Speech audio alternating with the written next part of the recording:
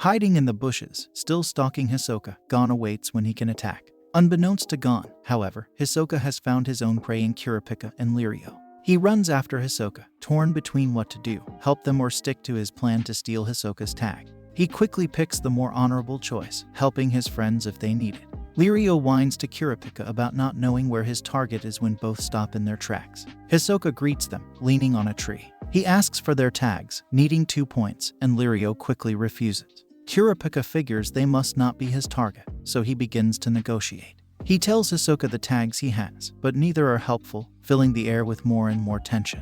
Gon awaits nearby, eavesdropping on the conversation. Kurapika offers the tag that has no meaning for him, and if that still is not enough, he challenges Hisoka to take the others by force. Lirio also pulls out a knife, ready to fight. Hisoka merely laughs at their feeble threat and accepts the initial deal. Kurapika leaves the tag in a tree and leaves with Lirio. Gon sits frozen behind a tree still, gripping onto his fishing rod and sweating.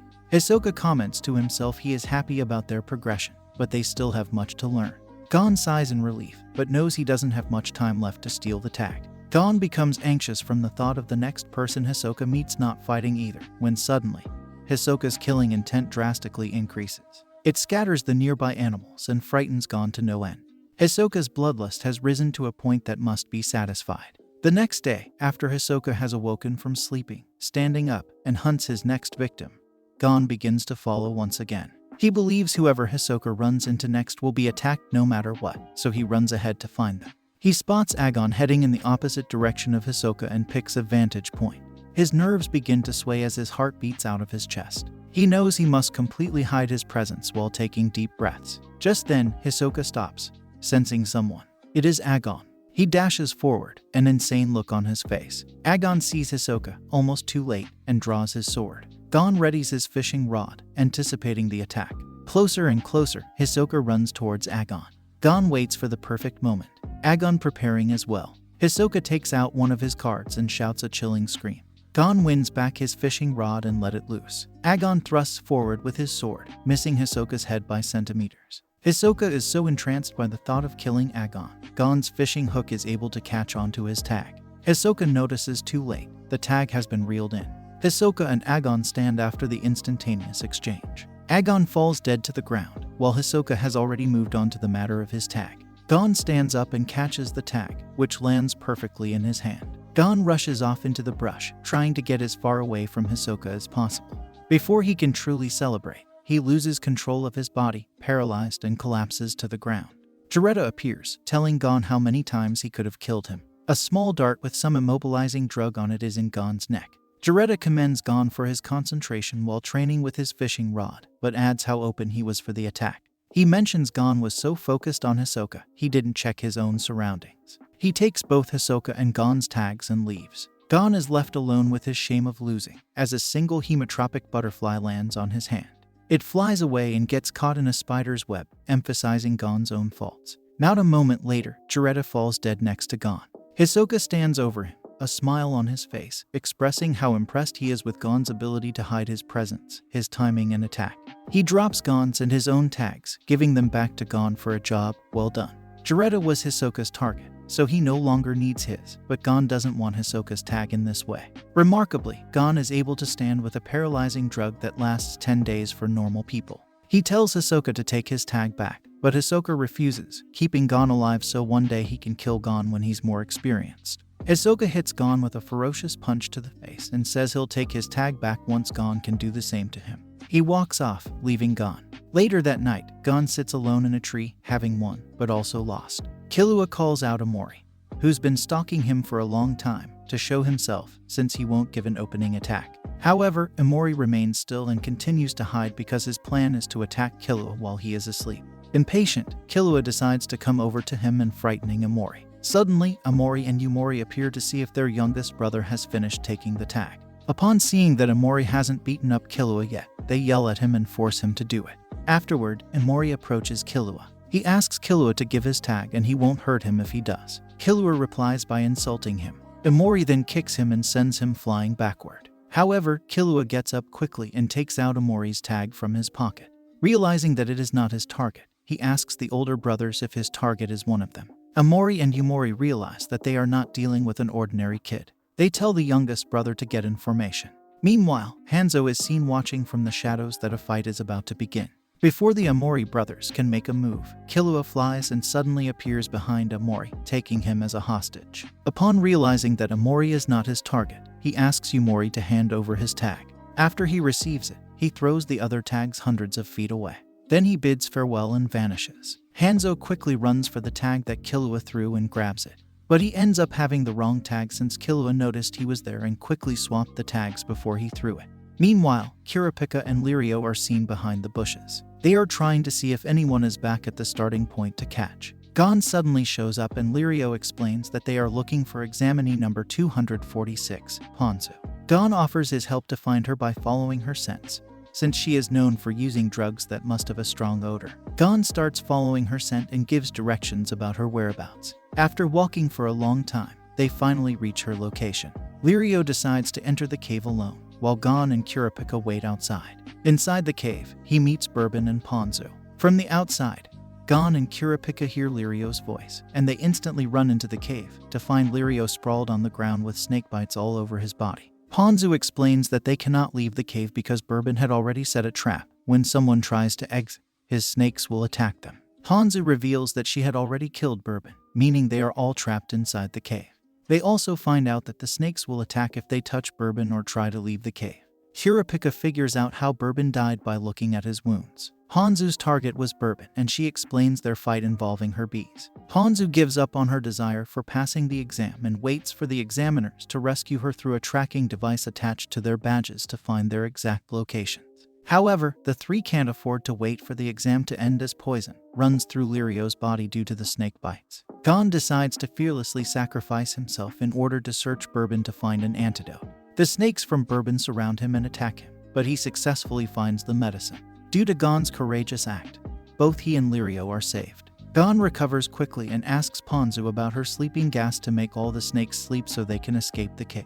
He requests a trade with Bourbon's badge, which he got along with the medicine, in exchange for her sleeping gas. Ponzu agrees, but it will take 5 minutes for all the snakes to fall asleep, stating it is impossible for someone to hold their breath for more than 5 minutes. However, Gon brags about his record. The gas is released and Gon holds his breath to stay awake. Gon carries all three of them outside and successfully escapes the cave. He gives Bourbon's badge to Ponzu, but takes her own badge for a service fee while she is still unconscious. As Kurapika, Lirio, and Gon each have 6 points of their own, and the fourth phase of the Hunter exam ends, all the participants who passed are taken to their next destination. The chairman, along with all the examiners, discuss the final phase of the exam, and the chairman wants them to go through a peculiar fight. But before that, the chairman holds an interview with each examinee and asks them who they'd want to fight and who they would not want to fight. Each of them gives an answer, and after the interview, the chairman reveals the bracket to the examiner, then tells them that a single win will make the applicants a hunter. Meanwhile, Gon and Kurapika discuss what happened during the fourth phase of the exam, and Gon tells everything to him regarding his encounter with Hisoka. Afterward, the two thank each other for helping one another. The 9 remaining applicants arrive where the final phase of the exam is held. The chairman explains to them that in order to pass they only need 1 win, and the losers will move up the bracket until 1 applicant fails. This way, there will be 8 new hunters, and 1 that will not pass. As the chairman reveals the bracket, he explains all the details on why some applicants have more chances passing the exam than others based on their previous performances. After the chairman completes his explanation about their performances and the rules on winning, the final phase begins, the first match being between Gon and Hanzo. As soon as the fight starts, Gon makes his move, but Hanzo anticipates it and Gon is staggered from a hit. Hanzo tells Gon about his situation and asks him to give up, but Gon refuses as Hanzo continues to strike him. He tries to convince Gon again to surrender, but Gon was still determined to keep up with the fight while Hanzo continues to strike.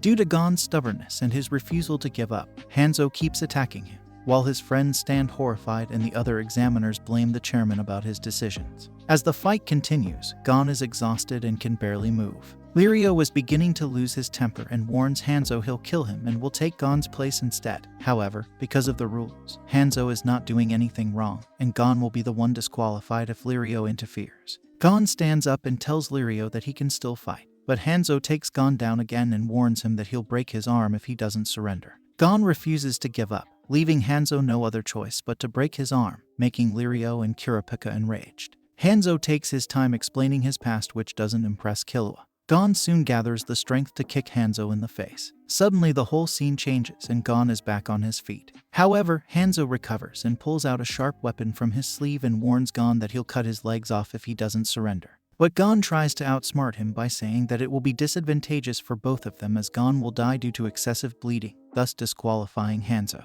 But Hanzo outsmarts him back, saying that therefore he just needs to apply again next year. Due to Gon's innocence and stubbornness, the situation has suddenly changed and the atmosphere is made much lighter than before. Gon speaks about his father, that he is a hunter and one day he will find him, but if he gives up now he may never find him. On seeing the unwavering determination in Gon's eyes, Hanzo concedes defeat, making Gon the winner of their match. However, Gon refuses to accept the way he won and keeps pestering Hanzo about his decision. Out of utter annoyance, Hanzo delivers a hard punch, knocking Gon unconscious. Gon is the first applicant to pass the 287th Hunter exam. Gon awakes from sleep with Sadots sitting beside his bed. Sadots congratulates Gon on passing the Hunter exam through a handshake, but Gon is not content on the results and declines. Sadots explains to him that he already passed the exam and can no longer fail. He presents the Hunter license, adding that whatever he wants to do with it, it's up to him and his decision. After hearing this explanation, Gon accepts the Hunter license and finally shakes Sadots' hand. The two keep chatting. Sadots tells Gon that the exam is over and tells him that the one who failed was Killua. Gon is eager to know the cause of Killua's failure, and Sadots tells him about all the matches held after his fight with Hanzo. After revealing the applicants who passed and how each match unfolded, Sadots tells Gon what happened in the match between Killua and Gitarakar. Learning that Gitarakar is actually his older brother, Illumi. Killua was shocked as Illumi told him he's not fit to be a hunter, but an assassin. Killua told his brother that he doesn't care about having a license, and that he just wants to be friends with Gon. Illumi continued lecturing his brother, but Lirio reminded Killua that he just needs to beat his brother just like the other opponent he fought, and adds that Gon is already his friend. Upon hearing that, Illumi intended to kill Gon, for he will only be a hindrance to Killua on his path to becoming a full-time assassin. Illumi then walked toward the exit to go to the room where Gon was resting, but Hanzo, Kurapika, and Lirio stood up in front of the door to stop Illumi. Illumi realized that if he killed Gon, he would fail the exam. So instead, he would have to pass the exam first and then kill Gon. He approached his brother Killua and asked if he wanted to continue the match. Killua surrendered in fear of his brother and the situation of his friend. After Illumi won, he told him that he was just lying about killing Gon. Afterward, the match of Botaro and Lirio took place. Killua suddenly appeared behind Botaro and killed him, resulting in his disqualification and failure of the exam. Knowing this, Gon goes to the place where the others are having brief lessons about being a hunter and confronts Illumi. Gon confronts Illumi in front of everyone, telling him he doesn't have the right to be Killua's brother. He grabs Illumi's right arm and breaks it. Instead of apologizing, Gon convinces Illumi to tell him where Killua. He just wants to be Killua's friend, but Illumi doesn't think he should have any. Illumi says Gon is making it sound like Killua was kidnapped. Gon explains that Killua was manipulated by Illumi, the same as a kidnapping. Netero interrupts their conversation, as the meeting also focuses on Killua's situation. Kurapika explains that Killua had been acting differently during his match. He believes that Illumi hypnotized Killua into killing others. Lirio adds that the attack happened during his match with Botaro, making it possible that Killua was trying to help him. In other words, Lirio should be the one disqualified, not Killua. Netero tells them that these are mere speculations, and there were no clear signs of manipulation. During the match, it is clear that Botaro had more experience, but when it came to combat ability, Lirio had the advantage. So why would Killua help Lirio? This was the point Netero tries to prove. Pakal enters the conversation by questioning Kurapika's win against Hisoka. After Hisoka whispered something to him, he immediately admitted his defeat. Pakal wonders what Hisoka tell Kurapika, and speculates if there was some sort of bargain between Kurapika and Hisoka. Kurapika refuses to tell anything, and if Pakal considers Kurapika's win as strange, a victory by default would be equally strange. Gon interrupts all of them, saying that there's no need to question everyone's win. What only matters is that they have all passed. He believes that Killua would have passed, but unfortunately, he didn't. Once he rescues Killua, he will never let Illumi see Killua again. Illumi tries to touch Gon, but he becomes wary and backs away. Netero interrupts again, this time agreeing with Gon's statement about passing the exam. He gives Beans the signal to continue the orientation, starting with introducing the hunter license. After that, Netero declares the 7 examinees to be hunters. Outside, Gon confronts Illumi again. He continues to ask the Zoldyck to tell him where Killua is. Illumi tells him that taking Killua away is a bad idea. Kurapika and Lirio appear behind Gon, as they want to rescue Killua as well. Illumi finally gives in and tells them that Killua is back home at Kukuru Mountain.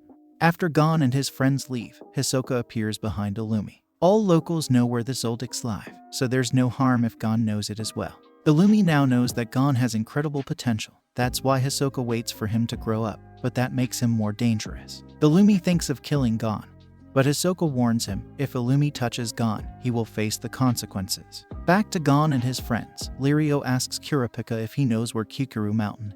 Even though he doesn't know where it is, they can still search for it online. Hanzo then bids them farewell, as he will go back to his country. Pakal also leaves and apologizes to Kurapika about before. Sadats gives Gon his hunter license and tells him a story about a hunter he used to know who would discover long-forgotten ruin.